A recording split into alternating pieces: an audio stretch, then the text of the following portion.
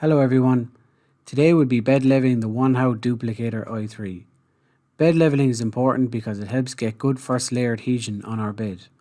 Almost every consumer based printer will have turning knobs at each corner for better control to level your bed, which we will see in this video. Firstly, I want to do is navigate to Home All on my screen and home the extruder and let the machine do its homing. This may take about 30 seconds or so. This is important to do so you know the nozzle is home to the build plate. You can turn your machine off once it's homed. We do this so we can move the extruder and build plate freely. Next, we want to grab a piece of paper.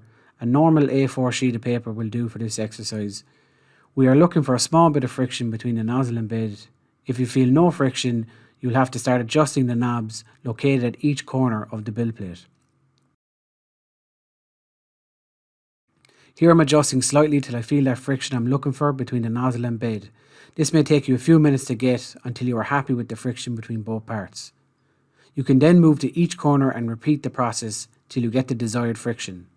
Lastly, once the 4 corners are done, you want to bring the nozzle to the center and repeat the process. This is important because leveling each corner could make your entire center off level, so checking this is a good way to know that the entire build plate is level, not just the corners. Thanks for watching everyone.